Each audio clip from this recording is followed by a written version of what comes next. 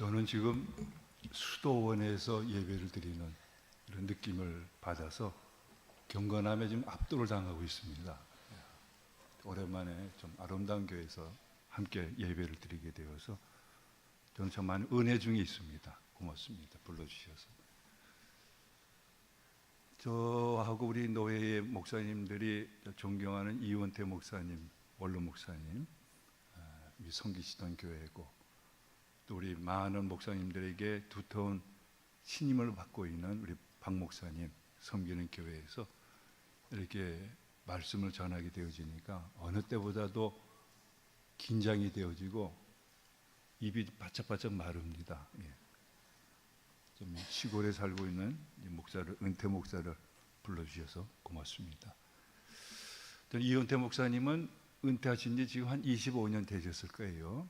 거기에 비하면 저는 애송이 은퇴 목사입니다. 5년 전에 은퇴를 해서 지금 충청남도 부여, 그러니까 백제의 마지막 도읍집, 거기서 새로운 둥지를 틀고 시골 생활을 하고 있습니다.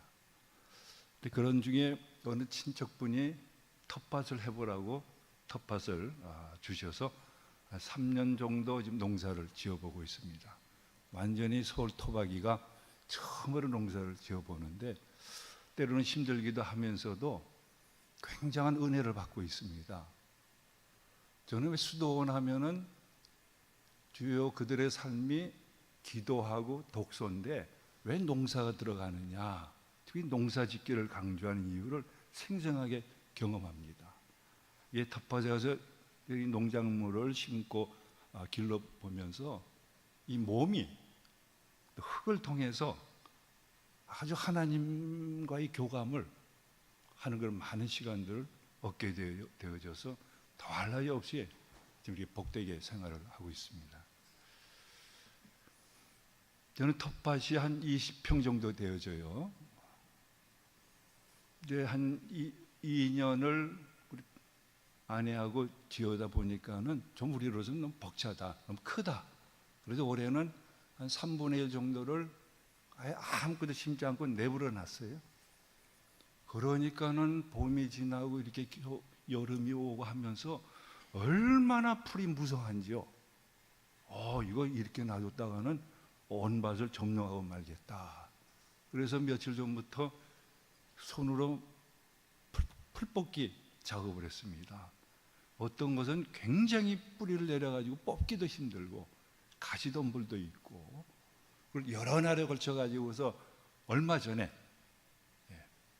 풀을 다 뽑아냈습니다.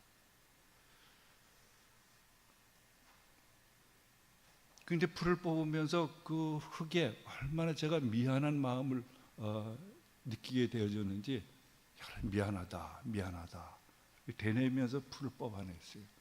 왜냐하면은 그 풀뿌리하고 잔뿌리들이 바닥에 거미줄같이 완전히 장악하고 있는 거예요. 그리고 땅이 고랑이나 이랑 구별 없이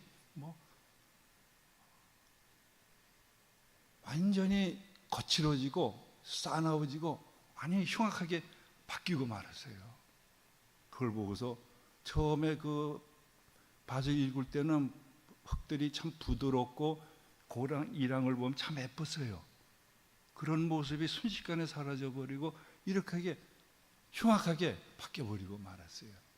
그래서 그 흙을 보면서 미안하다, 정말 내가 내버려둬서 이렇게 거칠게 바뀌고 말았구나, 미안하다, 속으로 많이 되뇌었습니다. 우리 예배하는 사랑하는 성도 여러분들, 우리의 마음을 흔히 밭으로 비유를 합니다. 우리 마음밭도 이러지 않겠느냐 하는 거예요. 우리의 마음밭을 늘 조심스럽게 잘 갖고 나가야지, 내버려 두고 함부로 이 마음을 대버리면은 순식간에 나도 모르게 죄악의 가시덤불과 엉겅기가 내 마음을 장악을 해버립니다. 창세기 3장에 보면은 아담과 하와가 범죄를 했습니다. 하나님께서 그들과 우리에게 징계를 내리시는데 그 중에 하나가 땅이 너에게 가시덤불과 엉겅퀴를 낼 것이다 하셨어요. 땅에게만 해당이 안 되겠죠. 우리의 마음밭을 제대로 잘 깨끗하게 감독하고 관리해 나가지 않으면 우리의 마음밭이 가시덤불과 죄의 엉겅퀴로서 무성해지고 맙니다. 그래서 예수님께서는 마음이 청결한 자는 복이 있나니 그들이 하나님을 볼 것이며 하셨습니다. 우리 마음밭을 깨끗하게 지켜나가고 관리해 나가는 말씀입니다. 오늘 본문이 들어있는 이 디모데후서 3장도 전반부는 오늘 우리 사회에서 보여지는 온갖 말세적인 죄악들이 한 20여 가지가 열거되어 있습니다. 그것을 열거하면서 너는 거기서 돌아서라 이렇게 권하고 있어요. 성도 여러분들, 우리 본문이 들어있는 디모데후서 3장 성경 이 대목을 함께 읽어 나가시면 익명준의 은혜를 받으실 줄 압니다. 디모데후서 3장 1절에서부터 5절까지 함께 읽어보실까요? 네, 디모데후서 3장 1절에서 5절까지 함께 읽어보겠습니다. 너는 이것을 알라. 말세에 고통하는 때가 이르러 사람들이 자기를 사랑하며 돈을 사랑하며 자랑하며 교만하며 비방하며 부모를 거역하며 감사하지 아니하며 거룩하지 아니하며 무정하며 원통함을 풀지 아니하며 모함하며 절제하지 못하며 사나우며 선한 것을 좋아하지 아니하며 배신하며 조급하며 자만하며 쾌락을 사랑하기를 하나님 사랑하는 것보다 더하며 경건의 모양은 있으나 경건의 능력은 부인하니 이 같은 자들에게서 내가 돌아서라.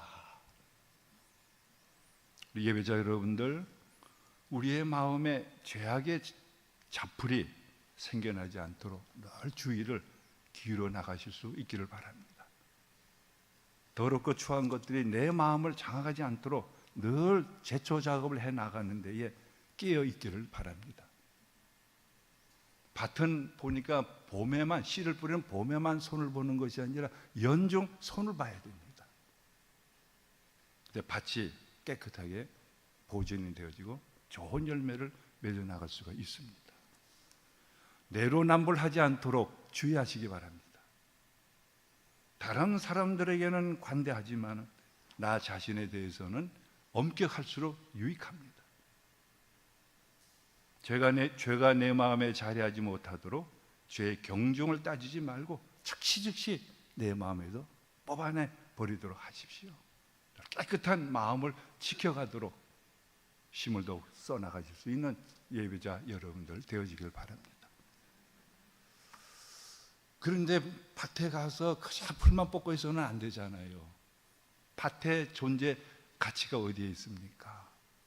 씨를 뿌리고 종자를 심고 그걸 잘 길러서 좋은 열매들을 풍성히 거두는데 밭이 존재하고 있습니다. 좋은 씨를 뿌려야 됩니다. 여러 종자들을 심고 가꿔야 됩니다. 이렇듯이 우리의 마음 밭에는 죄악과 싸워서 뽑아내려는데 애쓸 것이 아니라 그걸 넘어서서 우리의 마음밭에 하나님 말씀, 성경 말씀을 심고 뿌리고 갖고 나가는 늘 성화의 삶을 이뤄나가야 합니다. 여러분들 이 기절의 귀를 한번 기울여 보시기 바랍니다. 마태복음 12장 43절에서 45절까지 말씀인데요. 더러운 귀신이 사람에게서 나갔을 때에 물 없는 곳으로 다니며 쉬기를 구하되 쉴 곳을 얻지 못하고 이에 이르되 내가 나온 내 집으로 돌아가리라 하고 와보니 그 집이 비고 청소되고 수리되었거늘 이에 가서 저보다 더 악한 귀신 7을 데리고 들어가서 거하니 그 사람의 나중 형편이 전보다 더욱 심하게 되느니라. 이 악한 세대가 또한 이렇게 되리라.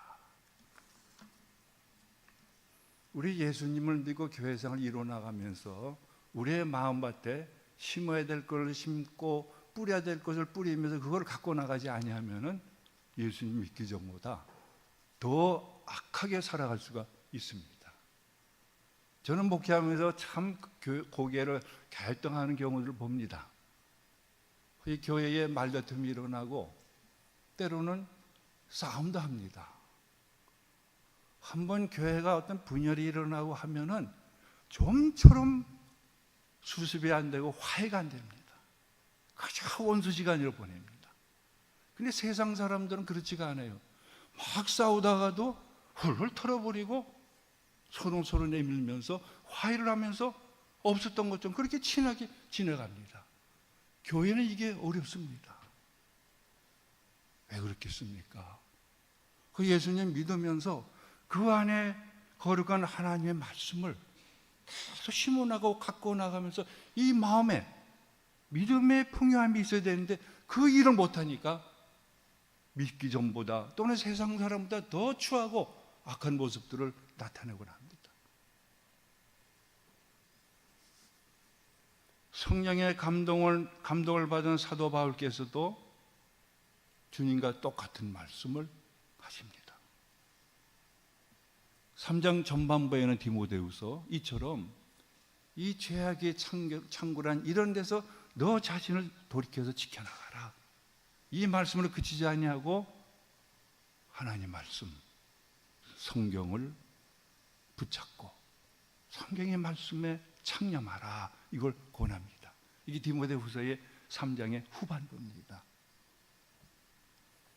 그래서 성경은 하나님의 감동으로 된 것이고 하나님의 사람으로 온전케 하고 하나님의 사람으로 세상을 이길 수 있는 능력을 구비케 하는 것이 성경의 말씀입니다. 성경의 권위와 성경의 가치와 유익함을 일깨주고 있습니다. 근데 오늘 우리들의 교회는, 우리 성도들의 생활은 성경이 너무 흔한 것이 때로는 우리의 신앙을 안일에 빠지고 말씀과 오히려 멀어지게 하는 현상을 나타내곤 합니다. 성경이 너무 흔해요. 교회 다니는 가정에 보면 적어도 한 권 이상 성경이 있어요. 하지만 나도 그러기도 하고 그래요. 그런가 하면 언제 어디서나 성경을 수시로 손에 잡을 수가 있어요. 접할 수가 있어요. 모든 것은 기회야, 희소성이 있어야지 그 가치를 잃어버리지 않냐고 소중히 여기는데 성경이 너무 흔하다 보니까 이것저것 이렇게 나뒹고 있으니까 성경이 얼마나 거룩한 책이고 성경의 말씀이 우리에게 얼마나 유익한 말씀인가, 그거를 잃어버리면서 함부로 대하곤 합니다. 여러분들 성경을 읽어나가지고 하나님의 말씀을 들으실 때에 모든 성경은 하나님의 감동으로 되어진 것임을 기억하시면서 성경의 말씀을 읽고 듣고 묵상해 나가시는 생활에 더욱 열중을 기울여 나가실 수 있기 바랍니다. 성경의 신적 권위를 충분히 인식하십시오. 성경은 사람의 작품이 아닙니다. 성경을 볼 때마다 우리는 하나님의 감동, 하나님 영감으로 탄생한 거룩한 책임을 인식하면서 성경을 대해야 합니다. 사무엘상 3장에 보면은 이 사무엘의 어린 시절이 우리에게 읽혀지고 하는데요. 사무엘이 아주 어렸을 때요. 어린 사무엘은 성전에서 성장했어요. 하룻밤 자고 있는데 사무엘아, 사무엘아 불러요. 우리 스승 제사장 엘리 제사장께서 부르시는가 보다 해가지고 일어나가지고 스승님 저를 부르셨어요 하니까는 아니야, 너 안 불러서 가서 자. 가서 누웠어요. 조금 있는데 또 사무엘아, 사무엘아 부르시니까 우리 제사장 엘리 제사장께서 부르시는가 보다 해서 다시 갔어요. 저를 부르셨어요? 아니요, 너 안 불렀어. 가서 편히 자. 그래서 누웠는데 세 번째 똑같이 사무엘아, 사무엘아 부르는 거예요. 그래서 또 갔어요. 이때서 엘리 제사장이 깨달았어요. 여호와 하나님이 부르고 계시는구나. 너 가서 누울 때에 사무엘아 사무엘아 부르면은 여호와여 말씀하옵소서. 제가 주의 종이 듣겠나이다. 이렇게 아뢰면서 귀를 기울여라. 그래서 가서 누우니까는 여호와께서 사무엘아 사무엘을 다시 부르시는 거예요. 이제 스승인 엘리 제장의 말에 따라서 여호와여 말씀하옵소서 주의 종이 듣겠나이다. 그때 비로소 하나님의 말씀이 계속 선포가 되어지는 거예요. 그 말씀을 받아요. 우리 이 자리에 보면 어린이들은 없어요. 저 뒤에 한 어린이가 있습니다만 우리 다 어른들이에요. 우리는 어른들이지만은 성경을 읽고 하나님의 말씀을 들으실 때에 어린 사물과 같은 자세를 잃어버리지 마십시오. 하나님 말씀하시는 거예요. 말씀하시옵소서. 이 종이 듣겠나이다. 그 자세를 가지고 성경의 말씀을 읽고 묵상하시고 강전에 선포되어지는 말씀을 기쁘게 받아들이십시오. 그러면 여러분들 하나님의 말씀을 생생하게 육신의 귀로도 들을 수가 있고 하나님의 음성을 체험하면서 우리들의 신앙이 견고하게 세워져 나갈 겁니다. 저는 부끄러운 청년 시절이 있었어요. 심지어는 신대원까지 들어갔는데 그때까지 하나님의 존재에 대해서 확신을 갖지를 못했어요.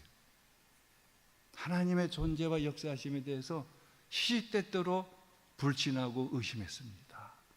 그래서 안타까워서 그때는 산기도가 유행이었어요. 도봉산이라는 곳에 올라가가지고 거기서 막 부르짖었어요. 다른 거 없었어요. 하나님, 저에게 한 말씀만 생생하게 저에게 들려주십시오. 그럼 하나님 존재에 대해 의심하지 않겠습니다. 확신을 가지고 하나님 잘 믿겠습니다. 여러 번 그렇게 기도했어요. 다른 곳에도 그랬어요. 그때 제 소원은 하나님의 말씀을 모세처럼 엘리야처럼 이 사무엘처럼 생생하게 듣고 싶었어요. 그러면 하나님을 확실히 믿게 되어질 것처럼 여겨졌어요. 하나님이 저를 불러주셨을까요?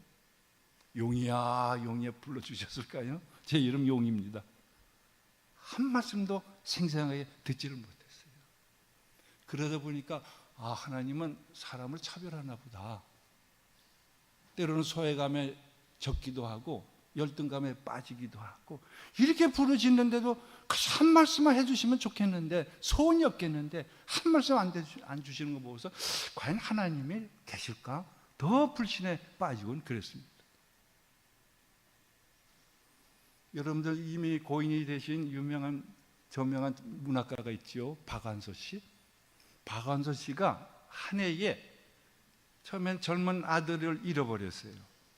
얼마 지나지 않아서 남편과 사별했어요. 하나님 어떻게 저에게 이런 기막힌 비통한 일을 당하게 하십니까? 영문이 어디 있습니까? 한 말씀만 해주시면은 제 답답함이 풀어지겠습니다. 막 하나님께 항의하면서 싸우면서 한 말씀만 해주십시오. 그걸 책으로 펴냈잖아요. 이 참여를 꼭 읽어보세요. 박한서 씨의 한 말씀만 하옵소서 그런 책이 있어요. 여러분들 어떻게 하면 하나님의 말씀을 생생하게 들을 수 있을까요? 불신과 의심이 사라지고 확신에 찬 견고한 믿음의 사람이 되도록 하나님의 음성을 어떻게 체험할 수 있을까요? 모든 성경은 하나님의 감동으로 되어졌다는 사실, 이 믿음과 이 자세를 가지고 어린 사무엘이 여호와여 말씀하옵소서 이 종이 듣겠나이다. 그 자세를 가지고 성경을 대하십시오. 성경이 왜 우리 손에 주어졌는지 탄생의 이유를 아시죠? 성경이 없을 때에는 진짜 이 엘리야 사무엘에게 한 것처럼 모세나 아브라함에게나 모든 믿음의 구약의 사람들이 하나 직접 말씀하셨어요. 직접 귀에 들리게끔 말씀도 하시고 때로는 꿈을 통해서, 환상을 통해서, 기적을 통해서, 여러 자연현상을 통해서 하나님 말씀하셨어요. 근데 이 모든 것들이 다 성령의 감동으로 모아지게 해서, 그래서 태어난 것이 이게 성경이에요. 성경이 우리 손에 주어진 이후로는 하나님께서는 구약 시대처럼 그렇게 육신적으로 우리의 귀에 들리게끔 말씀하시거나 어떤 기적을 통해서 말씀하시거나 그런 일을 안 하세요. 왜? 성경이 하나님의 감동을 된 말씀이기 때문에 그래요. 그럼 여러분들 어떤 직통계시라는 것에 대한 유혹 같은 거 조금 더 갖지 마세요. 또는 내 이성이나 경험이나 지식이나 어떤 기적, 이런 것을 너무 앞세우지 마시고 그것을 의존하지 마십시오. 하나님 저에게 이런 기적을 행해 주시면 하나님이 살아계신 걸 제가 분명히 믿겠습니다. 하나님 저에게 육신적으로 생생히 말씀해 주시면 하나님에 대한 의심을 가지지 않고 확실하게 하나님 믿겠습니다. 이런 유혹, 어리석은 생각들 버리십시오. 우리에게는 하나님 말씀인, 하나님의 음성을 들려주는 성경을 우리에게 주신 거예요. 여러분, 이 성경 기절도 여러분들 자꾸 되새겨 보시길 바랬어요. 이 시간 제시하는데 누가복음 16장 27절에서 31절까지 한번 읽어보실까요? 누가복음 16장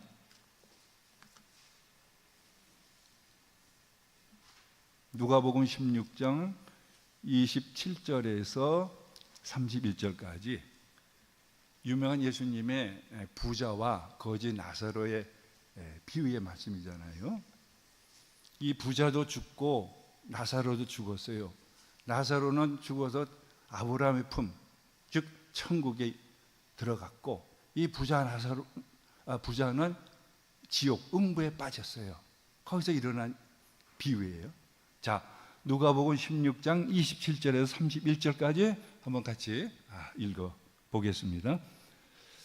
이르되 그러면 아버지여 구하노니 나사로를 내 아버지의 집에 보내소서.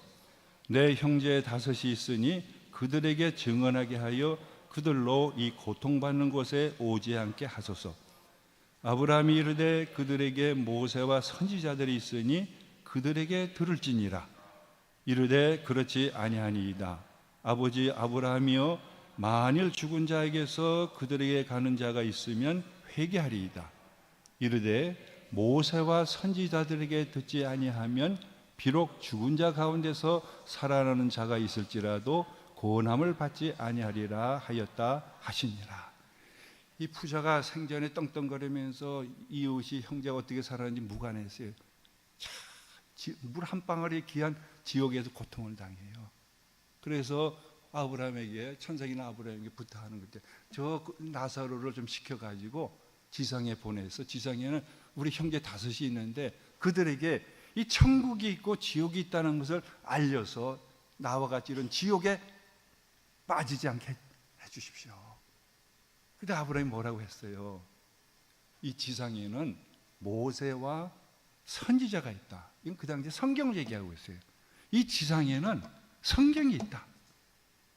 성경의 말씀을 듣지 않는 자는 죽은 자가 살아나는 놀라운 기적을 통해 가지고 가서 증언하더라도 그때는 솔깃해서 믿는가 하지만은 믿음이 생기지 않는다.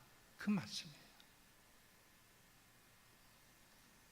모세와 선지자들에게 듣지 아니하면 비록 죽은 자 가운데서 살아난 자가 있을지라도 고난을 받지 아니하리라. 여러분, 너무 기적이라든지 어떤 일확천금의 어떤 놀라운 상상도 할 수 없는 그런 일들이 일어나는 그런 것들에는 의지하지 마십시오. 이성과 신앙에서 무엇이 항상 앞서느냐? 신앙이 앞서야 되는 겁니다. 어린 사무엘이 취했던 자세로 성경 말씀을 읽고 들으십시오. 여호와여 말씀하옵소서. 주의 종이 듣겠나이다. 성경은 하나님의 감동으로 되어진 책이기 때문에 그 말씀을 우리의 겸손한 자세를 받아들이면 그것이 하나님의 말씀으로서 내 마음속에 부딪혀집니다. 하나님의 음성을 마음으로 생생하게 들을 수가 있습니다.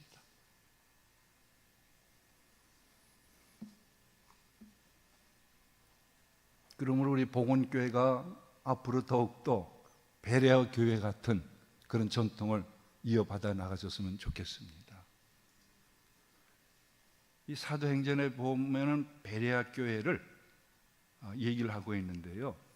그 당시에 데살로니가 교회는 바울이 얘기를 할 때 그걸 사람의 말로 듣지 않고 하나님의 말씀으로 받아들였어요. 그 결과 데살로니가 교회는 믿음과 소망과 사랑에 있어서 그 주변 나라들, 주변 교회들의 대표적인 모범이 되어졌어요. 자타가 인정했어요. 믿음이 있고 소망이 있고 사랑이 있는 교회. 사도 바울이 하는 얘기를 하나님 말씀을 쭉 받아들인 거예요. 그런데 베레아 교회는 이보다 더 했어요. 그래서 사도행전 17장에 보면 이렇게 증언을 해놓고 있습니다.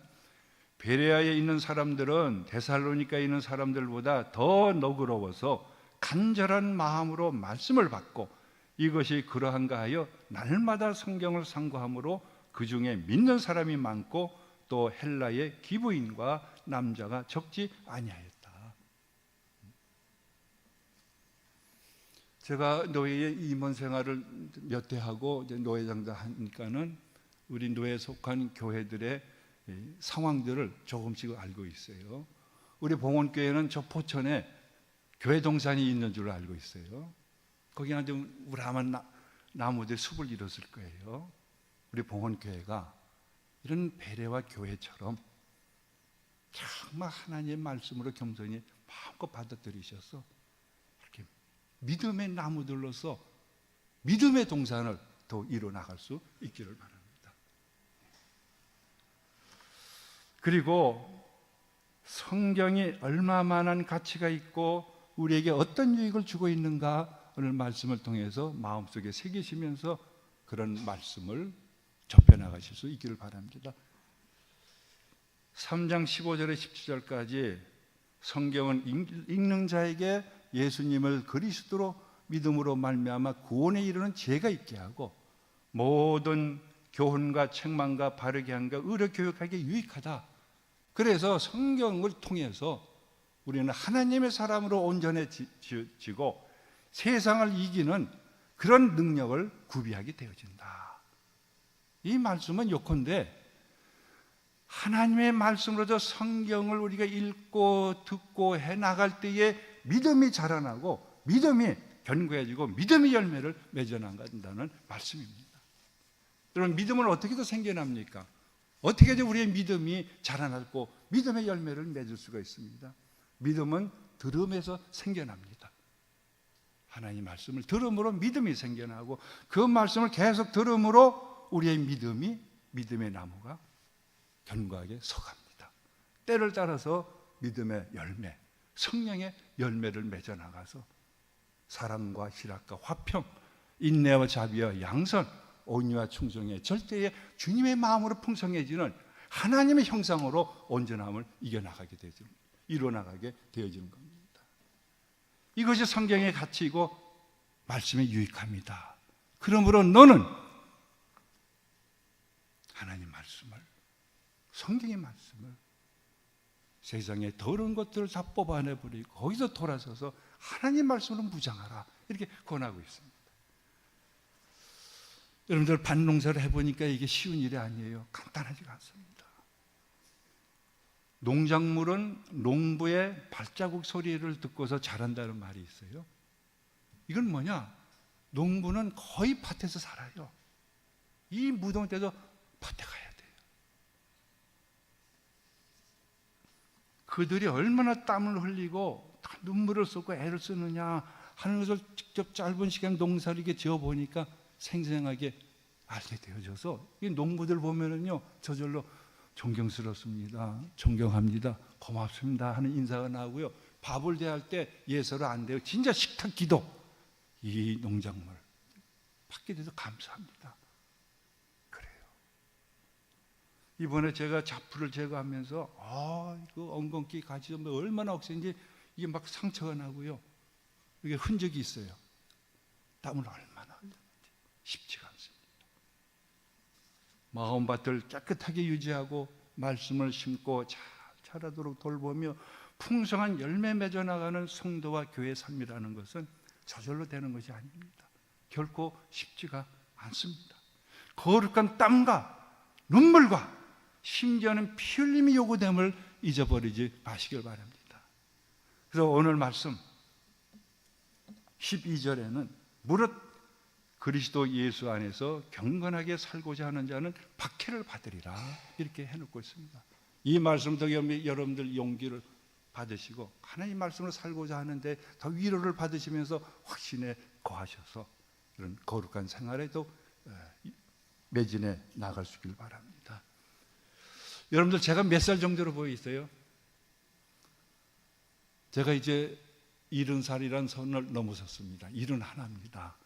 70을 넘어서니까는 더욱더 나도 사도 바울과 같은 고백을 남기고 하나님의 부름을 받았다 하는 생각을 종종 하게 되어집니다. 이 디모데후서 4장에 보면 그 유명한 말씀이 있어요.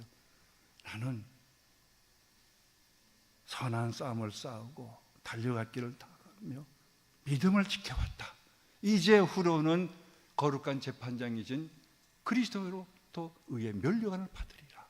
저도 이런 고백을 남기고 싶어져요. 여러분, 어떤 인생이 가장 아름답고 성공하고 영광스러운 인생일까요? 내가 다 살아온 뒤안길을 되돌아볼 때에 후회가 없는 회고를 한다면 그 인생은 진짜 영광스러운 인생일 것입니다. 참으로 성공한 인생을 살았다 할 것입니다. 이런 우리 여러분들 되시고 봉헌교회가 되어지기 바랍니다. 오늘 주보를 보니까 우리 봉헌교회 여러 가지 이웃을 위해서 선한 일들을 하고 있어요. 저는 오늘 굉장히 설레는 마음을 가지고 왔어요. 저는 옆에 있는 대학교를 나와가지기 때문에 예배를 마치고 한번 그 교정을 오랜만에 돌아보고 싶어요. 그리고 여기 에라논을 우리 교인들을 데리고 몇 년 전에 왔다 갔어요. 얼마나 귀한 곳입니까? 여러분들 오늘 보니까는 학사를 운영하고 있어요. 우리 믿음의 청년들 양육하는데 귀한 사역을 하고 있어요. 여러분들은 이제 신영 협동조합이 있는 줄 알아요. 얼마나 공공한 이들을 돕고 있습니까? 그리고 3년 후에는 70주년을 맞는다는 70주년 기념사업위원회가 다음 달에 모인다. 이 주보에 나와 있어요. 이 시간 이후로 더욱더 여러분들 마음밭에 죄악의 가시덤불이 없이 순하고 온유한 그 마음으로서 더 하나님의 말씀을 어린 사무엘이 대하듯이 그런 자세를 가지고 읽어나가실 수 있길 바랍니다. 주의 말씀을 들어나가십시오. 그래야 여러분들 70주년을 맞이할 때에 이전보다 더욱더 어렵고 힘들고 소외된 이웃들을 위해서 또 우리나라와 세계가 올바른 방향으로 주에 나가기 위해서 빛을 발하시는 그런 그 삶을 가지고서 70주년을 맞으시고서 그 이후의 삶에 또 영광스러운 발자취를 이어나가시는 역사를 써내려가시는 봉헌교회가 되어지길 바랍니다. 그날까지 우리 말씀의 주님이신 주께서 여러분들의 선한 목자가 되셔서 여러분의 모든 삶을 지키시고 보호하시고 인도하셔서 이런 거룩한 생애로서 하나님의 앞에 서게 하실 줄로 믿습니다. 기도하겠습니다.